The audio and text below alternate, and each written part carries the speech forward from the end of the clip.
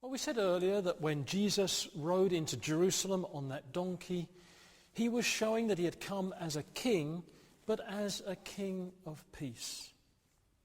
So let's think a bit more about what sort of king Jesus is. What do you think of when you think of a king? Well, firstly, we might think about palaces and wealth and riches, because kings normally have a vast amount of money. They might own a lot of land. They eat the best food. They wear expensive clothes. They have the best of everything. So I've got here a pile of money. You wouldn't get very far with this money in a shop in Upminster because it's monopoly money. But it represents the wealth of a king for us today. And kings normally wear expensive clothes, we said, and purple being the colour of royalty, I've got here a purple gown, which I hope looks like it's purple on your screen. But was that the sort of king that Jesus is? Well, it wasn't, was it? When he was born, there was no expensive crib for him to lay in. There was no vast palace for him to live in. The Bible tells us that he was wrapped in cloths and placed in a manger, an animal's feeding trough, because there was no room for him in the inn. And when he had grown up as an adult, he said to his friends, the foxes have dens, the birds have nests, but the Son of Man, referring to himself, has nowhere to lay his head. In fact, Jesus gave up all the riches and glory that he had in heaven when he came to earth. So he would not have worn a purple gown, but rather he would have worn the ordinary clothes of the poor people in his day. What else do we think about when we think of kings? We might think about power and servants, because most kings have power over others. They have servants who will do whatever they want them to do. I've got a picture here of a servant. You might recognize her. This is one of the servants from the television and film series Downton Abbey. And servants do whatever their master commands, whatever the king, if their master is a king, orders them to do.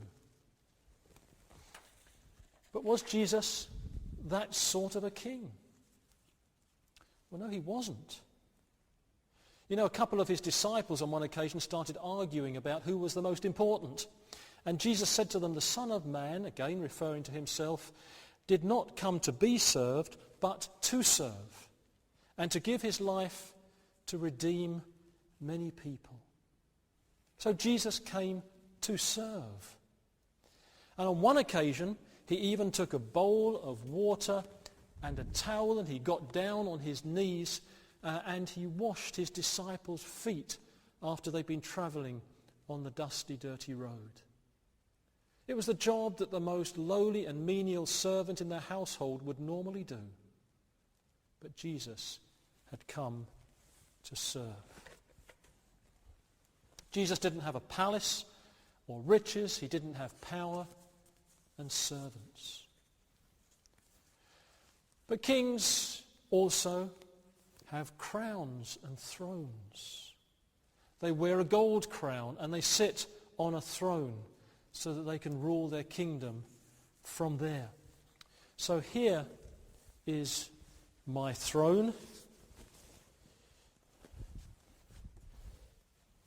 Again, it's a purple throne which represents royalty, and I'm going to put the king's gold crown on the throne. But was Jesus that sort of a king? Well, no, he wasn't. The only crown that Jesus wore was a crown of thorns that was placed on his head before he was crucified. And Jesus didn't sit on a throne, but he was placed on a cross.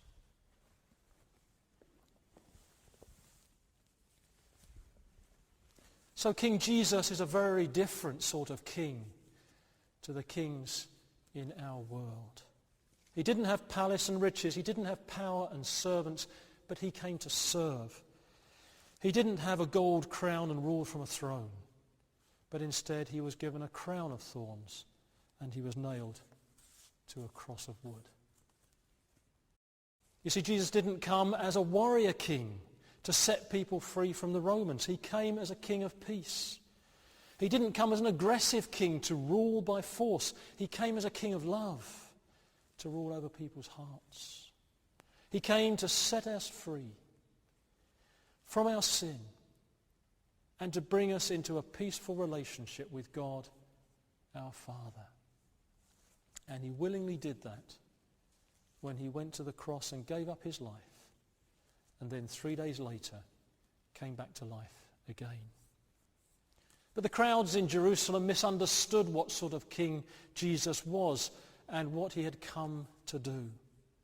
That's why just a few days later, following Palm Sunday, they were crying out for him to be crucified. So this morning, do you understand what sort of king Jesus is and what he's done for us?